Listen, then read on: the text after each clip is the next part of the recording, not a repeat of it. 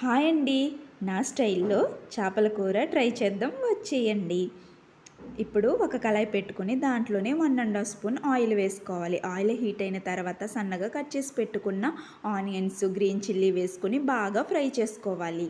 ఇలా 5 minutes fry చేసుకున్న తర్వాత ఇలా గోల్డ్ కలర్లోకి వస్తుంది. గోల్డ్ కలర్లోకి వచ్చిన తర్వాత ఇప్పుడు చేప ముక్కలకి ఉప్పు, కారం, పసుపు, ఫిష్ మసాలా వేసుకొని కలుపుకొని పెట్టుకున్న చేప ముక్కలు ఇలా ఆనియన్స్లో వేసేసుకోవాలి. ఆనియన్స్లో వేసుకొని ఇలా నెమ్మదిగా తిప్పుకుంటూ మూత పెట్టేసుకోండి.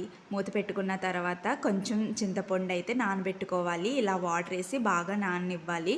నానబెట్టేసిన తర్వాత ఇలా చేప ముక్కలు ములిగేంత వరకు వాటర్ వేసుకొని సైడ్ల నుంచి గరిటె పెట్టి ఒకసారి ఇలా తిప్పుకోండి. 5 మినిట్స్ పాటు ఉడకబెట్టుకోండి. మూత పెట్టేసుకొని మూత తీసిన తర్వాత చింతపండు గుజ్జును అయితే వేసేసుకొని బాగా ఒకసారి కలుపుకొని మూత పెట్టేసుకొని ఒక 5 మినిట్స్ పాటు ఉడకనివ్వండి. దాంట్లోనే నేను మసాలా ఇంట్లోనే రెడీ చేసి పెట్టుకున్నానండి, అది వేసుకొని కొంచెం కరివేపాకు వేసుకోండి, ఫ్లేవర్ బాగుంటుంది.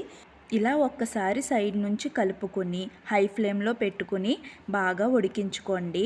చూడండి, ఇది బాగా దగ్గర పడుతూ ఉంటుంది. ఇలా దగ్గర పడినప్పుడే గ్యాస్ స్టవ్ ఆఫ్ చేసుకుని సర్వింగ్ బౌల్లో సర్వ్ చేసుకుంటే ఎంతో టేస్టీ అయిన చేపల కూర అయితే రెడీ అయిపోతుంది. Please subscribe my channel. Thank you for watching.